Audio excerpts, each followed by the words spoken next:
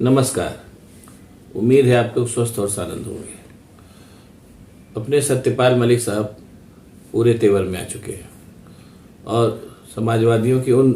दिनों की याद दिला रहे हैं जब समाजवाद और वो पुराना वाला समाजवाद जिसमें राजनारायण सरीखे नेता होते थे और उस सरकार की नाक में दम किए रहते थे, उस जमाने के समाजवादियों की याद सत्यपाल मलिक साहब दिला रहे हैं। जितने भी आरोप उन्होंने लगाए हैं, उन आरोपों को अगर कोई और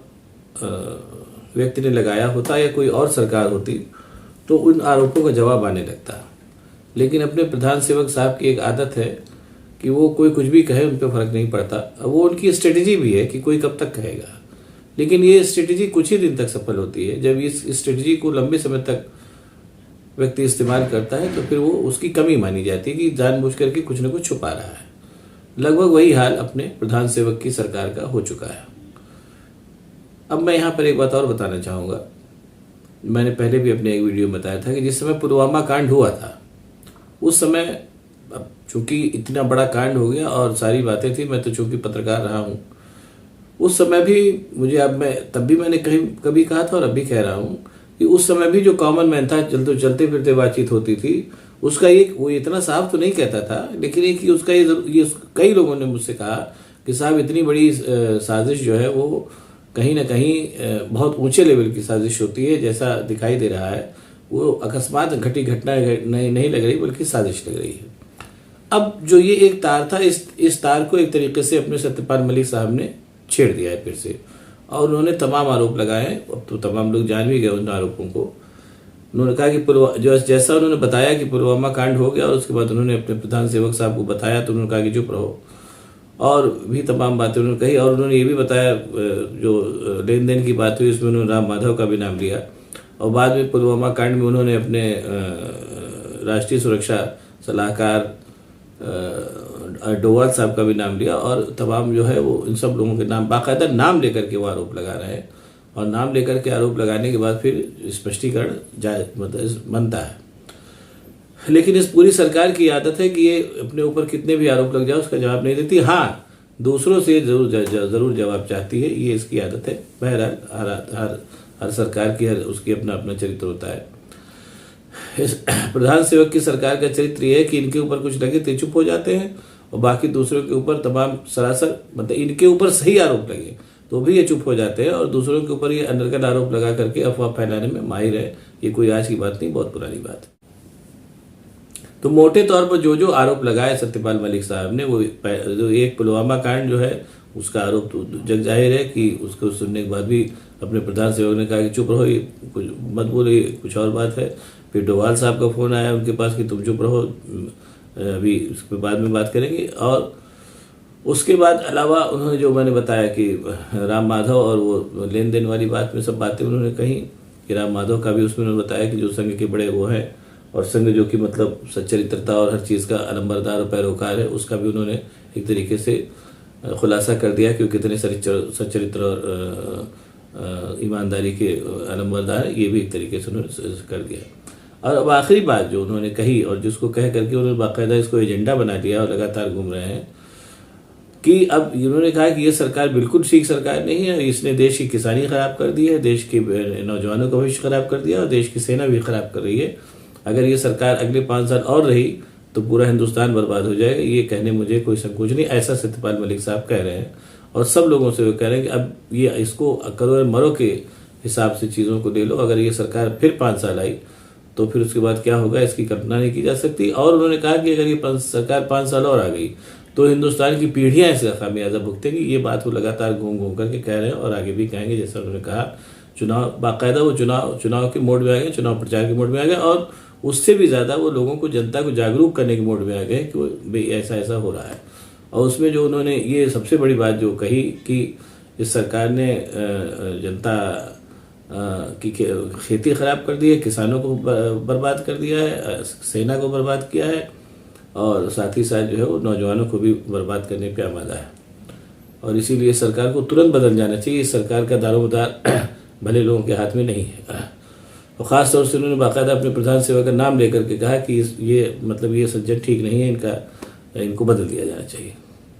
अब एक चीज़ मैं यहाँ पे अपनी तौर पे कहना चाहूँगा कि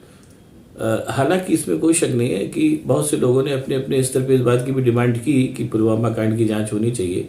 और 4 साल 5 साल बीतने के बाद अगर पुलवामा कांड जैसे बड़े कांड की जांच नहीं हुई, जबकि इस पे वोट लेने के लिए पूरा मतलब नाटक फैलाया गया, और ये अपने आप में ही काफ़ी संदिग्ध है और लोगों को मतलब एक तरीके से सचेत करता है कि इतने बड़े कांड की जांच न होना, और जबकि छोटे छोटे कांडों की जांच होना और पता चला हर जगह ईडी और सीबीआई भेज देना, इसका मतलब यह कि कहीं ना कहीं इस कांड पुलवामा कांड में जो हुआ है उसमें इतने बड़े बड़े राज दफन है कि देर से फिर जब भी ये खुलेगा, हालांकि खुलेगा तो है ही, ऐसा नहीं है, आजकल के ज़माने में कोई चीज़ बंद नहीं रहती है, आफ्टर ऑल चीज़ें सामने आ ही जाती हैं। ये कांड भी खुलेगा, इसमें कोई शक नहीं है। लेकिन यह है कि एक चीज़ कहने में, जैसे मैंने बोला कि मुझे दुख है कि किसी भी ऐसे स्तर से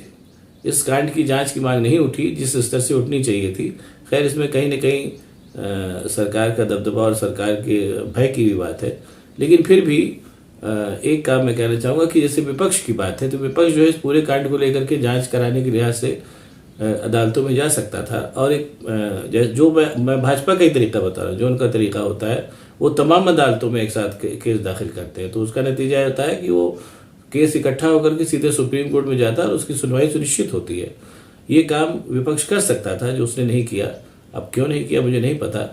और खैर, मेन स्ट्रीम मीडिया की तो खैर मेन स्ट्रीम मीडिया तो एक तरीके से बिकाई हुआ है सरकार के हाथों में,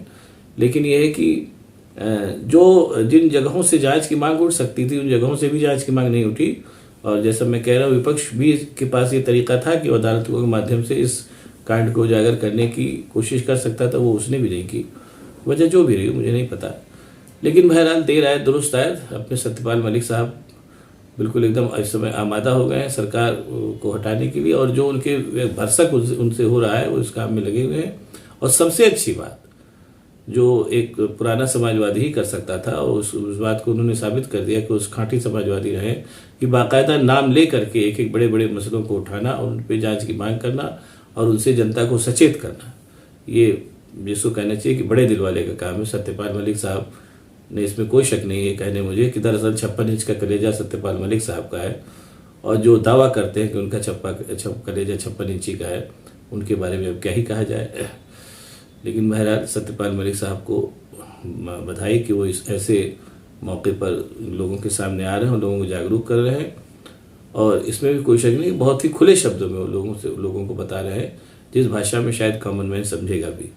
और ये कहने के बाद मैं बात को ख़त्म करूँगा कि जिस किस्म की लड़ाई हो चुकी है, राजनीति की लड़ाई, और उसमें ये ट्विटर से और क्या नाम है ये बाकी ये क्या नाम है आपकी ये संचार माध्यम, ये जो आईटी मीडिया से जो है, वो आईटी से ये लड़ाई नहीं लड़ी जा सकती, इसके लिए तो मैदान में ही उतरना पड़ेगा।